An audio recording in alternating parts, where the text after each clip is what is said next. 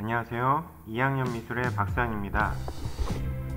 오늘은 이제 명화 재구성 주제 표현에 대해서 여러분들과 이야기를 나눌까 합니다. 전반적인 이제 PPT의 분위기를 한번 좀 바꿔봤는데요. 이전에는 조금 시각적 재미가 좀 덜한 것 같아서 여러분들의 좀 집중력을 조금 더 높여드리고자 좀 여러분들이 보기에 별로 바람직하진 못하지만 일단은 어플로 찍은 얼굴 사진과 턱선을 조금 깎아가지고 이렇게 한번 집어넣어 봤어요. 보시기에 좀 불편하시더라도 양해 부탁드리며 온라인 수업이 뭐 얼마나 오래 진행이 될지는 알 수 없지만 이제 얼마 안 있으면은 오프라인 개학을 한다는 기대감을 갖고 짧게나마 이렇게 PPT를 조금 리뉴얼을 좀 해봤습니다. 자, 그럼 이제 시작을 해보실게요.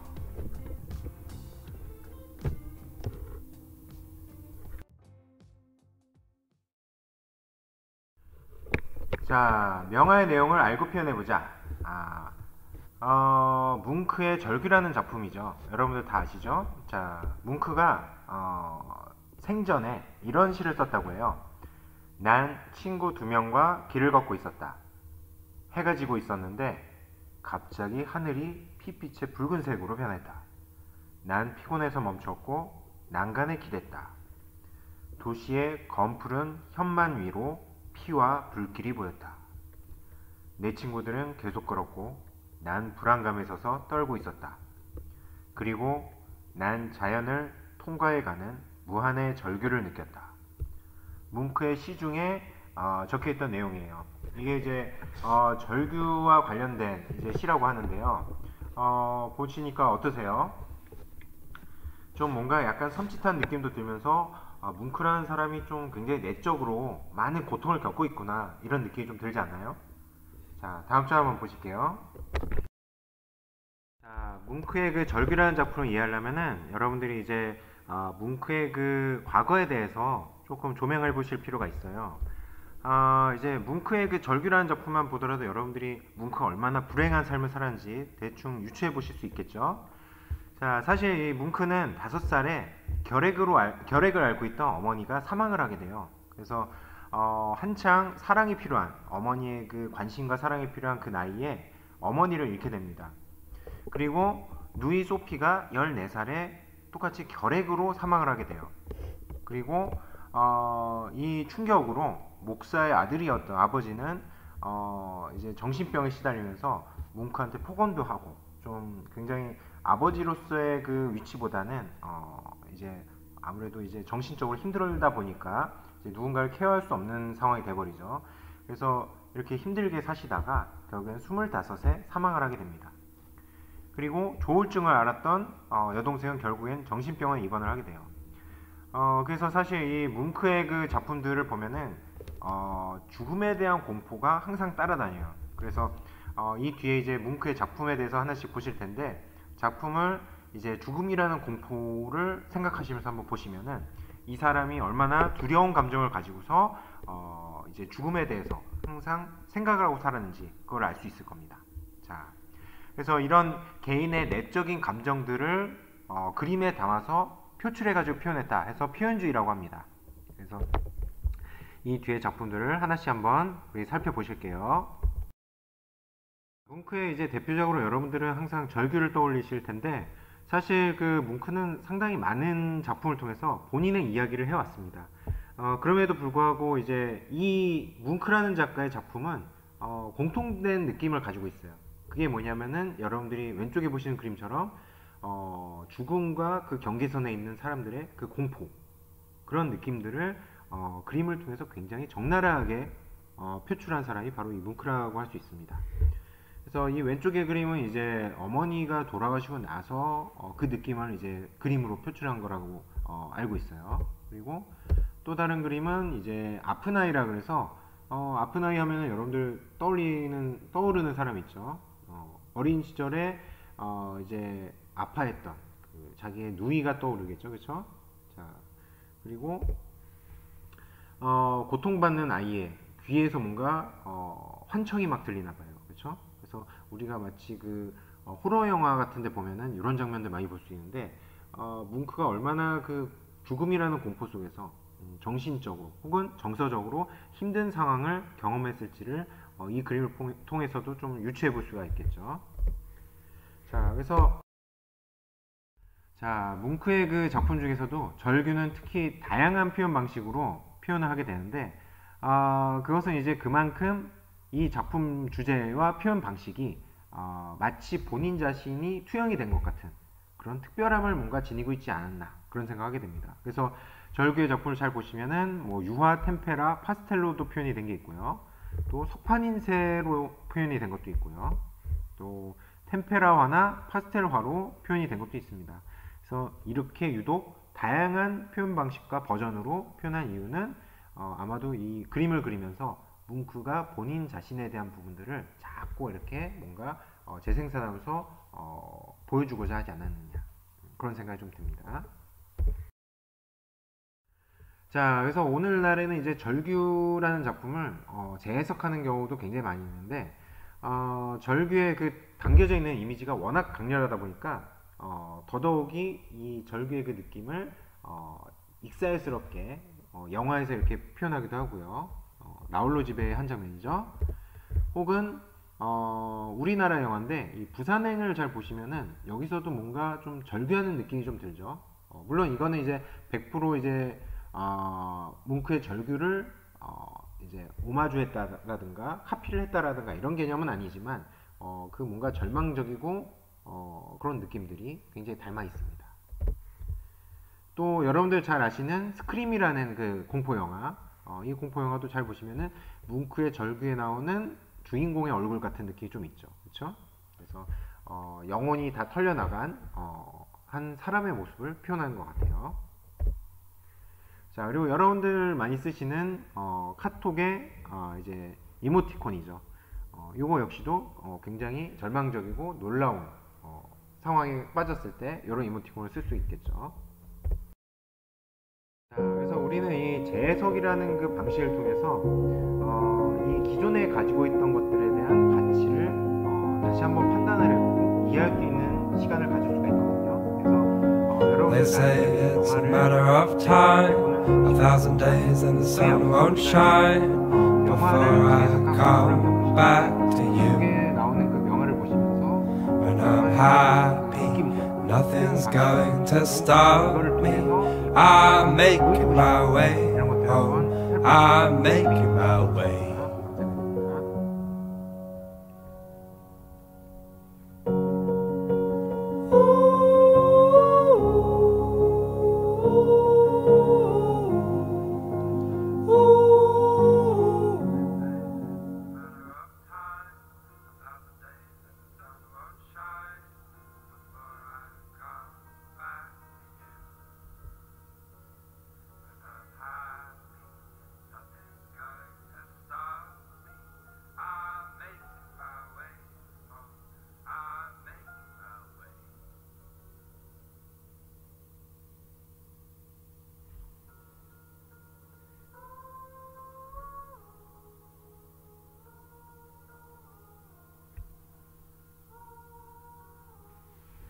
자, 작품을 보시니까 뭔가 느낌이 묘한 느낌이 좀 들죠.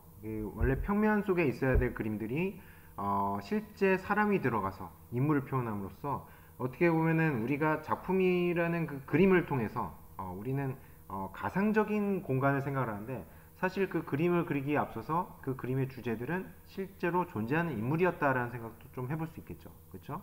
그래서 이 그림이라는 거는 결국에는 우리가 실제로 존재하는 것들을 작가 나름대로 재해석해서 또 표현한 하나의 방식이다, 이렇게 생각해 볼 수도 있을 겁니다. 그래서 여러분들 명화 재구성 주제 표현해 보시면서 이제 그 명화에 대한 그 내용들에 대한 부분들을 조금 더 깊이 있게 이해하실 수 있는 시간이 되셨으면 좋겠고요. 그리고 이 주제라는 게 또 중요한 게 뭐냐면은 주제라는 건 결국에는 이제 영화 속의 주연 배우 같은 거거든요. 그래서 여러분들 그 작품의 얼굴이자 메인 타이틀이 될 수 있는 그런 부분이기 때문에 좀 더 깊이 있게 그리고 디테일하게 좀 표현하실 수 있으면 좋을 것 같습니다. 그래서 표현하시면서 작가가 표현하고자 했던 그 의도나 감정 상태, 그리고 작품의 주제가 갖는 의미는 어떤 것일까 한번 생각해 보면서 한번 주제를 표현해 보시면 좋을 것 같아요. 그럼 이제 그림을 그리기 위한 도구가 필요하겠죠. 자, 도구는 이제 어떤 걸 준비하셔야 되냐면은 먼저 8절 캔트지, 그리고 4비연필 혹은 2비연필, 아무튼 여러분들이 드로잉 하실 수 있는 도구가 있으면 좋을 것 같습니다. 그리고 수정하기 위한 지우개, 또 오리기 위한 가위 혹은 칼 같은 거 있으면 좋을 것 같고요. 그리고 채색을 이제 하셔야 되니까 색연필은 반드시 지참을 좀 해주시고요. 그리고 기타 잉크펜이라든가 아니면은 파스텔, 크레용, 수채물감 이런 것들 같이 혼용해서 사용하셔도 괜찮겠습니다. 자, 먼저 이제 과정은 이제 도구가 준비가 됐으면은 연필로 이제 스케치를 하겠죠. 자, 스케치를 할 때 여러분들 좀 유의사항이 좀 있는데 너무 진하게 시작하지는 말아주세요. 그래서 진짜 드로잉에 자신이 있으면은 진하게 들어가셔도 되는데 그렇지 않은 경우에는 이제 수정을 하셔야 되잖아요. 그러면은 진하게 했을 경우에 그 이후에 수정이 조금 어렵기 때문에 너무 진하게 스케치하지 말 것. 그리고 대상을 잘 관찰하여 표현할 것. 그래서 자주 비교를 해 가시면서 원본 대상과 비교해서 표현해 주시면 좋을 것 같아요. 그리고 아래 설명이 또 나왔네요. 자, 원본과 비교해 가면서 수정할 것. 그래서 형태라는 거는 처음에 완벽하게 잡는 경우는 없거든요. 그래서 여러분들 원본과 계속 비교해 가시면서 조금씩 조금씩 수정해 가시면은 정확한 형태로 이렇게 만들어 내실 수 있을 겁니다. 자, 그 다음 과정으로는 이제 채색을 하셔야겠죠. 그래서 색연필로 이제 색상이나 질감 혹은 양감 같은 이제 그 조형 요소들을 찾아서 표현해 주시면 되겠습니다. 자, 채색 시에 유의사항이 있는데요. 자, 일단은 이제 밝은 색부터 칠해 주세요. 혹은 이제 중간 톤을 먼저 써주고 밝은 톤과 어두운 톤을 만져주는 방법도 있는데 일단은 여러분들이 색연필을 많이 다뤄보시지 않은 분들 같은 경우에는 밝은 색부터 시작을 해주세요. 그래야 나중에 조금씩 진한 색을 섞어가면서 이제 수정을 해 나가시기가 용이하거든요. 자, 그리고 톤을 단번에 올리지 마시고 살포시 겹쳐서 올려주세요. 요거는 이제 왜 그러냐면은 보통 이제 톤을 귀찮다고 막 한 번에 올리시는 분들이 있어요. 근데 그렇게 되면은 종이의 그 결들이 다 눌려가지고 나중에 그 위에 톤을 더 올리려고 해도 톤이 먹지 않고 막 찢어지는 현상이 일어나거든요. 그래서 단번에 올리지 마시고 살포시 겹쳐서 올려주세요. 그리고 색은 섞어서 혼용해서 사용해 주세요. 이건 왜 그러냐면은 인공적인 안료로 자연이나 혹은 작품을 재해석한다고 했을 때 그 색의 느낌을 그대로 따라할 수가 없거든요. 결국에는 그 색을 그대로 구현해내기 위해서는 여러분들이 색깔을 섞어서 사용해야 된다는 것을 명심해 주시기 바랍니다. 자, 그 다음에는 이제 어두운 톤. 어두운 톤 같은 경우에는 좀 때로는 과감하게 눌러줄 필요가 있다. 이 얘기는 왜냐면은 밝은 톤 위주로만 계속 만지다 보면은 이제 완성에 대한 감이 안 나와요, 색깔이. 그래서 시간이 지나도 진도가 나가지 않고 계속 허여멀건하게 진행이 되는 경우가 있거든요. 그래서 어두운 톤은 때로는 과감하게 눌러서 진하게 표현해라. 그리고 풍부한 중간톤을 사용해서 전체적인 덩어리감이나 구조적인 부분들을 완성시켜 주시면 되겠습니다. 그래서 보통 이제 중간톤을 좀 소홀히 해가지고 작품이 좀 평면적으로 보이시는 분들이 있는데 중간톤은 이제 밝은 톤과 어두운 톤을 이어줄 수 있는, 자연스럽게 연결해 줄 수 있는 역할을 하기 때문에 굉장히 중요합니다. 그래서 중간톤을 좀 풍부하게 써주세요. 그리고 연필선이 보이지 않도록 진하게 완성시킬 것. 혹은 스케치 단계에서 연필선이 너무 세다 싶으면은 지우개를 한번 눌러주세요. 이렇게 닦아주시고 그 다음에 색연필을 올려주시면은 연필선이 좀 잘 안 보일 거예요. 그렇게 하면은. 그래서 연필선이 너무 튀지 않게 완성을 시켜주시면 되겠습니다. 자, 색연필은 여러분들이 이제 운영하시는 데 있어서 이제 색연필의 그 특징을 좀 잘 느껴가시면서 하시면 좋을 것 같아요. 색연필은 일단은 전반적으로 굉장히 따뜻한 질감을 나타내거든요. 그래서 이제 색연필의 그 푸근한 포근한 그 느낌들을 선들을 잘 섞어 가지고 활용해 주시면 되겠습니다. 그리고 색연필을 이제 채색하실 때는 처음부터 날카롭게 갈아서 세워 가지고 표현하지 마시고 약간은 좀 뭉툭해도 되니까 차분하게 살포시 올려주세요. 그리고 색깔이 위로 차곡차곡 쌓여짐에 따라서 연필을 점점 날카롭게, 그리고 좀 더 세워서 예리하게 좀 표현해 주시면 될 것 같습니다.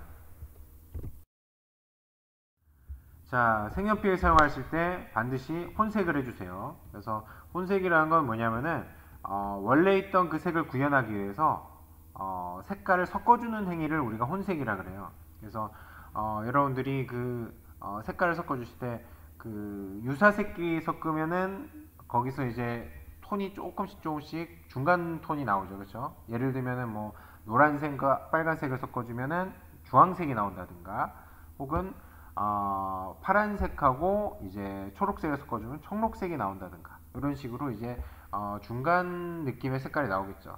근데 이제 여러분들 이제 색깔을 칠할 때 이런 것들이 있을 거예요. 뭐 물감 칠할 때 특히 그런 경우가 많은데, 이를테면은 빨간색 사과를 막 칠하다가 갑자기 거기다가 파란색이나 남색 뭐 혹은 갈색을 갑자기 막 섞어가지고 어둡게 막 색깔을 막 만들어주죠. 근데 이제 보색을 섞어주고 약간 톤이 어두운 색깔들 섞어주는 이유는 뭐냐면은 색깔을 빠른 시간에 탁하게 만들어주기 위해서요. 그래서 여러분들 그 어두운 부분에 해당이 되는 부분들은 사실 탁색이거든요. 그래서 탁한 색깔을 만들어주기 위해서 유사색들끼리 섞어주기보다는 반대되는 색을 섞어줬을 때 색깔이 좀 더 단번에 탁해질 수가 있겠죠. 그래서 그렇게 해서 혼색을 해주셔가지고 운영을 해주시면은 조금 더 속도감 있게 효율적으로 운영하실 수 있을 거예요. 자, 채색을 다 하고 나신 다음에는 이제 주제 표현된 부분을 가위로 오려서 틀에다가 붙여주시겠죠. 그래서 주제 부위를 가위나 혹은 칼 같은 걸로 깔끔하게 오려서 내서 각 파트별로 붙여주시면 되겠어요. 그래서 왼쪽에 사진 잘 보이시죠? 자, 그리고 기타 재료를 활용하셔도 되는데 작품의 느낌에 따라서 검정펜이나 물감 같은 기타 다른 재료를 활용하셔도 되겠습니다. 참고로 이제 여러분들 이제 그 지난 시간에 설명이 아마 나갔겠지만 틀을 만드실 때도 이 틀에 채색을 같이 들어와 주시면 좋을 것 같아요. 그래서 겉에서도 뭔가 이 작품의 그 느낌이 그대로 살아날 수 있게끔 이 외곽 틀도 좀 같이 이렇게 꾸며 주시면 좋을 것 같습니다. 오늘의 과제는 명화의 주제를 스케치하고 채색을 한다.